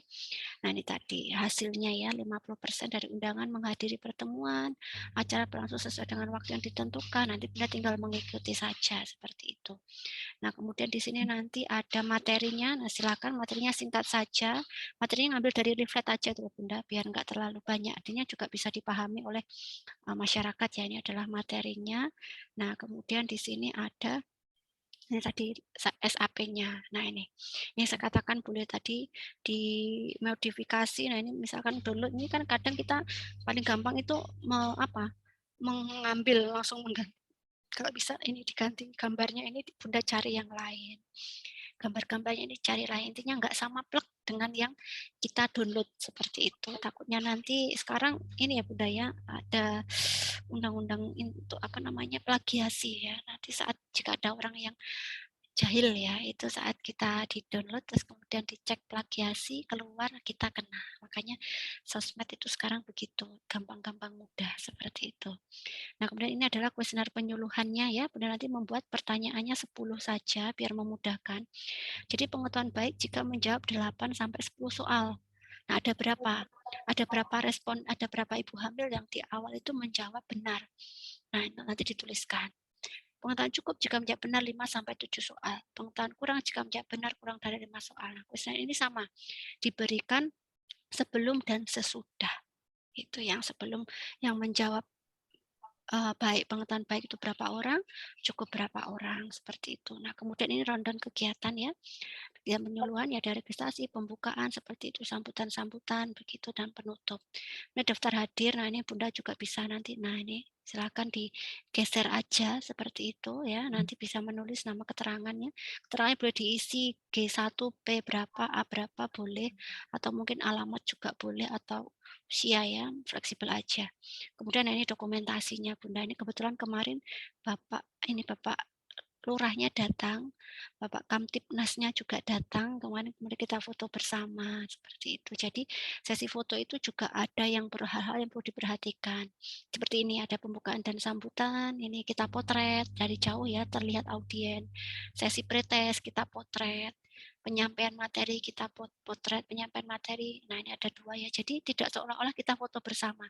Kalau hanya foto bersama itu terlihat nggak ada proses Bunda. Jadi nanti kalau Bunda mau akreditasi prosesnya. atau apa ya, itu nggak bisa. Makanya Bunda sekarang ini harus kalau untuk dokumentasi itu perhatikan hal-hal yang harus didokumentasi. Kalau hanya foto bersama, misalkan kayak gini ya Bunda ya, kita foto bersama kayak gini, itu nggak bisa Bunda, nggak bisa. Nilainya kecil karena bukan proses. Nah, di sini kan proses, nggak proses namanya laporan bisa dibuat Bunda ya, supaya meyakinkan benar-benar itu terjadi ya. Ini tadi kita harus memberikan prosesnya mulai dari awal sampai akhirnya kegiatannya. Ini post-test nih kebetulan ada Bu Bidannya yang membantu ya Bunda ya, kemarin juga membantu sesi diskusi. Nah ini ada bidan koordinatornya, ini seperti itu. Nah ini kita foto bersama. Nah, ini yang paling penting adalah dokumentasi proses seperti itu. Nah, Bunda pertanyaan enggak harus Bu apa harus hadir Bapak Kepala Desa? Enggak perlu Bunda, enggak harus Bunda. Yang penting pelaksanaan itu kan fokus kita itu kan bukan ke aparatnya, tapi ke ibu hamilnya seperti itu. Jadi kalau di BPM ya nggak mungkin ada kepala desa ya, karena yang pemiliknya BPM. Kalau misalkan di Poli atau di Puskesmas ya siapa yang mau hadir saja, kalau enggak wajib Bunda, tapi kalau misalkan mau dihadiri ya lebih bagus seperti itu gitu. Cuman mungkin sayanya yang tidak bisa mendampingi nggih Bunda nggih, karena memang jauh nggih. Kalau dekat ya mungkin datang, kalau di Kediri datang, karena jauh ya mungkin kalau via Tidak Zoom bisa. tuh ya kalau via Zoom juga bisa, cuman kadang terkendala dengan jadwal yang lain. Tapi makanya dan Bunda kan di sini sudah sangat senior sekali, artinya kecuali kalau adik-adik D3 memang kita harus dampingi nggih, takutnya dia menjawab salah. Nah, kan selama ini udah Ya, kegiatan Bunda sehari-hari, artinya saya sudah mempercayakan Bunda nggih, kan sudah sering gitu ya, tidak perlu ada ya sebenarnya perlu sih untuk tapi bukan pendampingan untuk itu tidak hanya untuk sebagai bentuk semua datang seperti itu, tapi saya rasa Bunda, saya sangat percaya sekali ini sudah kegiatan Bunda sehari-hari begitu ya, jadi cukup. Kecuali memang kalau ini adik-adik reguler Bunda nggak bisa kalau nggak didampingi ya, takutnya dia menjawab masih salah, kita membenarkan kayak gitu. Seperti itu. Nah, kemudian ini surat permohonan penyuluhan nanti akan Bunda kirim nanti PJMK saya kirimkan atau kalau enggak bisa diambil di download nanti Bunda tinggal menulis saja di sini nanti judulnya saja, tinggal mengganti saja judulnya sama tempatnya nanti saya kirimin nanti ada di Google Form semua ada. Nanya contoh oh iya. seperti itu. Jadi nanti saya akan nanti saya akan berikan tanda tangan. Jadi nanti Bunda kirim yang kosongan seperti ini nanti saya akan berikan ininya apa namanya? Kop sama tanda tangan budekannya seperti itu, tinggal mengganti saja, tinggal mengisi seperti itu nama-nama pesertanya begitu, siapa saja NIM-nya, mempercepat, kemudian surat perintah tugas nanti ada surat perintah tugasnya Bunda. Nah ini memang saya ya karena memang yang tugas saya cuma nanti mewakilinya teman-teman di sini nanti juga dimintakan tanda tangan di sini. Nah makanya yang paling penting adalah siapa yang bisa bertanda tangan. Kalau Bunda sendiri punya BPM, punya stempel ya Bunda sendiri. Boleh seperti itu. Seperti itu. Kemudian ini nanti ada silakan diisi menyesuaikan saja. Nah, kemudian ada surat balasan. Surat berbalasannya ini dari mana yang lahannya seperti itu. Nanti di sini juga ada, silakan menulis seperti ini begitu atau kalau enggak kalau lahan sudah punya ya pakai formatnya sana tapi kalau lahan sudah belum ada juga nanti akan saya tunjukkan di Google Form. Nah, kemudian surat keputusan ini mungkin tidak perlu nanti menyusul saja ya Bunda ya. Nah, kemudian ini tadi, nah ini nanti ini biodata ketua ya, ini biodata saya seperti ini ya, mulai dari kegiatan pelatihan yang saya ikuti dan buku dan semuanya pengabdian ya. Nah, nanti ditambahkan Bunda, masing-masing anggota nanti mengirimkan identitas diri yang diisi sama tanda tangan seperti ini ya Bunda ya. Jadi diisi masing-masing digabung seperti itu. Nanti ada di Google. Nah, sekarang saya jelaskan terkait saya masuk ke Google Classroom ya Bunda. Terus saya masuk ke Google Classroom terlebih dahulu. Sebentar nih tadi. Bentar, Bunda.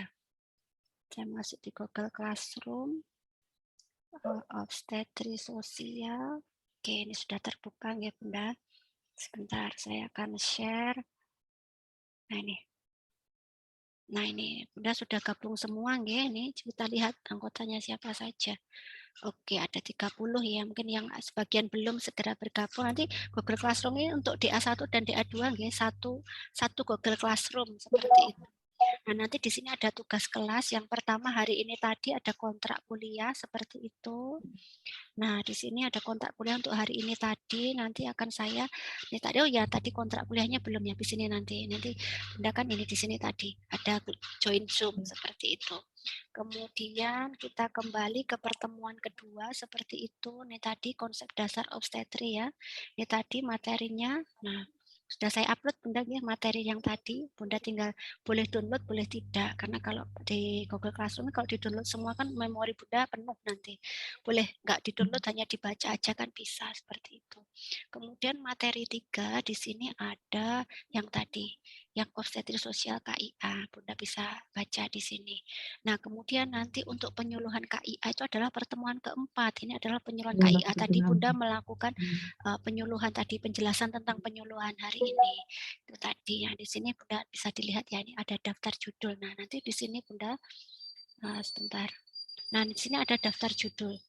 Nanti Bunda silakan memilih judul, nanti kita tentukan kelompok yang ideal Bunda, satu anggota satu kelompok itu maksimal itu 5. Berapa anggota? 5 maksimal, tapi kita juga fleksibel karena menyesuaikan saja. Di kelas ini berapa? Iya.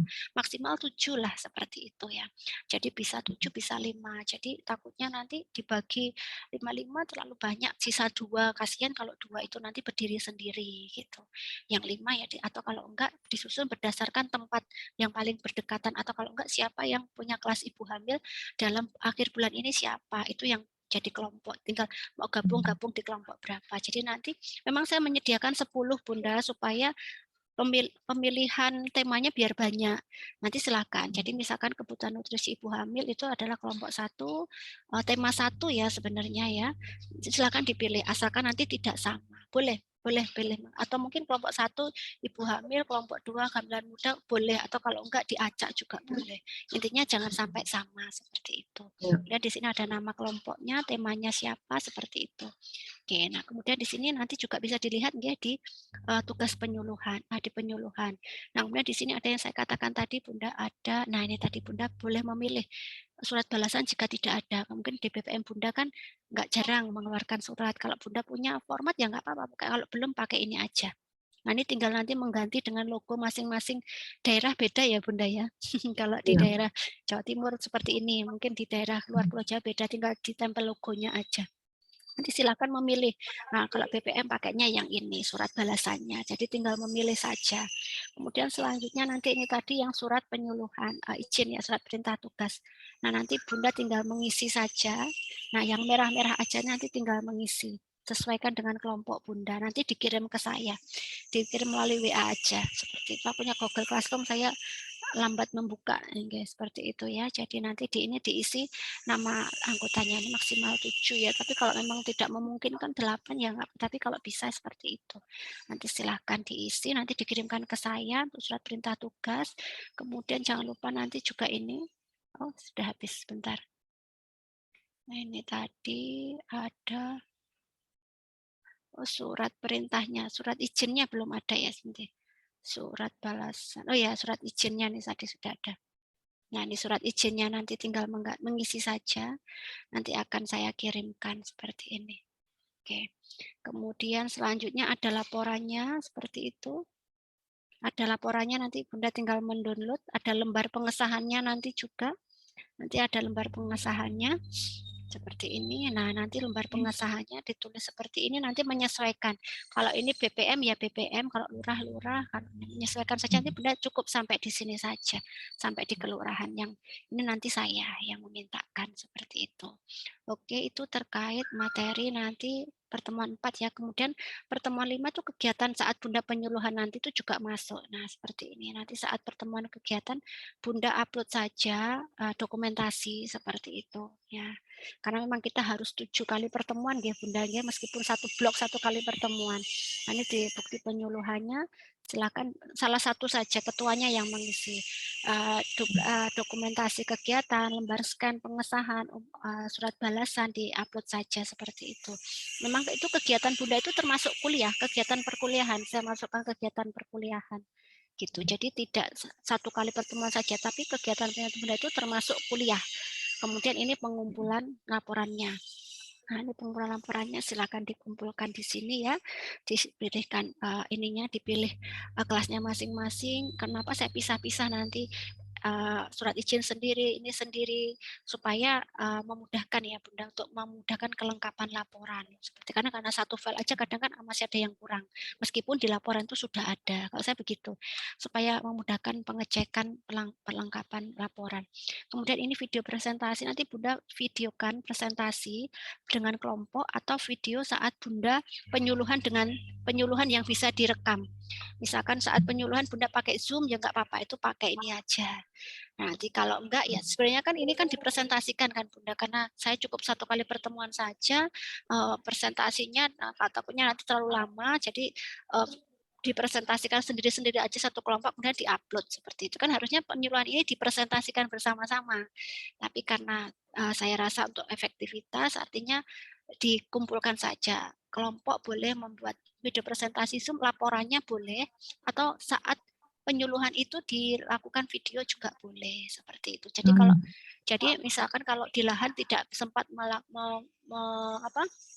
video, nggak bisa ya karena mungkin satu tempat satu tempat, boleh laporannya itu Zoom dengan temannya satu kelompok sendiri itu Zoom dengan kelompok boleh seperti itu.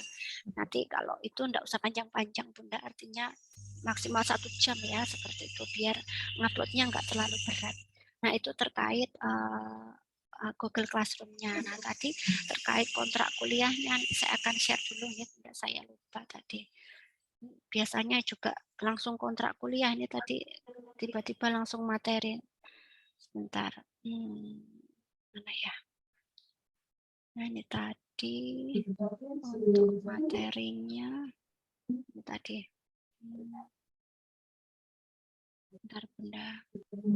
Saya bukakan dulu. Nah ini harusnya tadi di awal kontrak kuliah. Saya kok bisa lupa ini tadi menyampaikan kontrak kuliahnya di akhir. Seperti itu. Nah ini tadi, makanya tadi saya katakan saya memang berbeda dengan kontrak kuliahnya. Ini kontrak kuliah saya rasa sudah paham ya deskripsi mata kuliah ini apa, ini tadi. Nah, kemudian ini tadi pokok bahasanya kan seperti ini. Nah, harusnya saya menyampaikan materi lingkup kelainan dan komplikasi. Saya menyampaikan komplikasi gamelan dan penanganannya. Saya menyampaikan materi penanganan komplikasi dan penyakit dalam masa nifas. Nah, saya kan tapi kan tidak menyampaikan. Karena itu tadi saya langsung mencari kepala dan ekor. Jadi yang saya bahas akar permasalahannya tadi. Contohnya kasus tadi Bu Siti. Jadi tadi saya hanya memberikan ilustrasi satu kasus saja Bu Siti tadi yang saya rasa sebenarnya sudah mewakili seperti itu ya. Tadi ini disampaikan Bu Anggra seperti itu. Kemudian evaluasinya, nah tugas 80% ya Bunda ya, sangat tinggi nanti nilainya. Review materi itu Bunda tidak perlu khawatir, hanya untuk mereview saja. Kita nggak ada pre dan post ya, mungkin harusnya juga ada pre ya, harusnya pre Bunda ngisi dulu, kemudian habis itu baru post test seperti itu, tapi nggak ada langsung review, jadi hanya untuk review materi untuk evaluasi saja. Nanti ada 20 soal ya Bunda saat saya masukkan ujian akhir semester, tapi itu yang paling penting adalah tugas, itu hanya untuk evaluasi saja, 20 soal nanti Bunda mengerjakan. Nah tadi tugas penyuluhan ya, tugas kelompok tema kehamilan, file terlampir di Google Classroom pertemuan keempat. Nah, seperti itu. Makanya di sini memang harusnya ada 14 kali pertemuan ya Bunda ya. Karena sebenarnya kita harusnya ada satu semester itu kan yang dipakai untuk kegiatan perkuliahan itu kan 16 minggu ya. Nah, kan kita 16 minggu itu kita kalau ini kan hanya 2 kali pertemuan. Nah, supaya terwakili jadi suatu saat jika ada monef seperti itu kita tetap taat bahwa kita juga tetap 7 kali pertemuan. Cuman memang pelaksananya lebih fleksibel dan laporannya juga tercantum 7 kali pertemuan seperti itu. Jadi sekali lagi nanti untuk pertemuan berikutnya Bunda kerjakan untuk kegiatan penyuluhan. Jadi pertemuan saya di obstetri sosial ini selesai hanya tinggal nanti di ujian akhir semester. Itu Bunda yang bisa saya sampaikan. Kira-kira ada yang mau ditanyakan atau didiskusikan terkait penugasan ini. Ini berapa? 48. Berapa jumlahnya? 40 kemarin keluar 2 orang. Oh, 40. 38. 40. Berarti nanti 40 dibagi berapa ya? Kalau dibagi 38. Kalau dibagi 6 berapa? 38 dibagi 6 berapa, Bunda? Bentar. 38 ya jadinya. Bentar. Jadi berapa dibagi 6 rata-rata? Sebentar. Ada yang 6. Oke, atau dibagi 6 ya? Dibagi 6 Iya. ya. 6 kali 6 36. Ya betul Bunda, dibagi 6 aja ya, 6 kelompok ya. Nanti saya tuliskan di Google Classroom-nya DA1 6 kelompok. Ini saya tuliskan langsung aja di kontrak kuliahnya, di ini aja, di penyuluhan. Nanti saya tuliskan ini ya. Sebentar Bunda. Saya share screen dulu. Saya tuliskan di sini. Ini kelompok DA1 6 kelompok ya. Nah, ini saya tuliskan di sini. Ini 6. Ini tidak bisa. Oh, ternyata nggak bisa diedit ya. Nanti saya tuliskan 6 kelompok ya, Bunda, di sini ya. Oke, saya tuliskan 6 kelompok. Bentar. Saya tuliskan 6 kelompok. Bentar. Ya. DA1 ada, harus diedit dulu berarti. DA1 ada 6 kelompok. Ya. Simpan. Ya, oke, baik. Sudah saya tuliskan di Google Classroom, Bunda. Ini. Ya. Berarti yang judul penyuluhannya itu Bu nomor 1 sampai nomor 6 saja Bu. Boleh, atau kalau enggak silakan memilih yang judul mudah yang Bunda Judul sudah yang punya. kita yang kita punya ya. Ya, baik. boleh. Menyesuaikan aja, fleksibel. Ya, Gitu, nggih. Betul. Nggih. Izin bertanya lagi Bu. Oke, Bunda. Nggih. Kan nanti pertemuan berikut kita mengerjakan tugas. Berarti nanti pengumpulannya kapan? Batas pengumpulan? Batasannya kan kita deadline-nya sebelum 1 minggu sebelum ujian, nggih. 1 minggu Oh, sebelum iya. ujian akhir semester itu harus sudah selesai seperti itu. Karena apa? Takutnya pas penarikan nilai itu sudah ada gitu. Takutnya nanti Sudah ada kita tugasnya. menunggu, ya sudah ada. Takutnya nanti kita tunggu lagi, kasihan seperti itu. Karena nilai kan harus segera terinput seperti itu. Gitu nggih. Jadi 1 minggu maksimal nggih, tapi kalau lebih cepat lebih bagus seperti itu. Oke, jadi nanti kita akan ketemu serentak di ujian akhir semester itu mengisi materi seperti itu sama nanti salah satu bukti bahwa sudah menyelesaikan tugas, nanti akan ada poin-poinnya ya seperti itu. Gitu ya Bunda. Oke, ada yang mau ditanyakan lagi Bunda? Kalau cukup tugas lagi. Kalau memang cepat selesai, tapi tugasnya menumpuk. Okay. Tetap semangat ya Bunda. Okay. Tapi memang aplikasi dari materi ini memang itu Bunda ya, penyuluhan tadi. Jadi ada pre dan post seperti itu. Oke Bunda, ada yang mau ditanyakan lagi? Atau sudah cukup? Cukup ya? Jika cukup, kita mungkin Bunda yang bisa open kamera, kita akan foto bersama, nanti akan saya upload di Google Classroom seperti itu. Oke, sambil menunggu yang lainnya, nggih.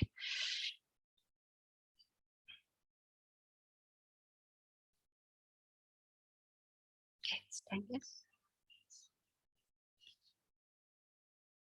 Oke, baik. Saya hitung 1, 2, 3 ya. Nggih, sambil apa aja nggak apa-apa, sambil bekerja atau sambil apa. Bunda Sri di rumah nggih ini, Bunda Sri Kusmawati.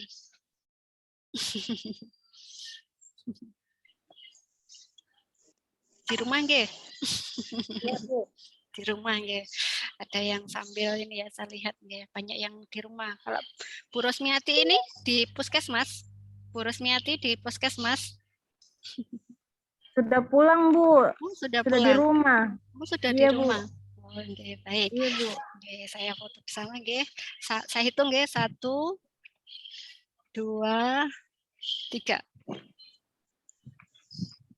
Oke, baik. Sudah Bunda, boleh close kamera lagi. Saya simpan dulu sebagai kenangan ya Bunda ya. Kalau nggak ada pandemi itu ya nggak bisa seperti ini. Sebentar. Oke.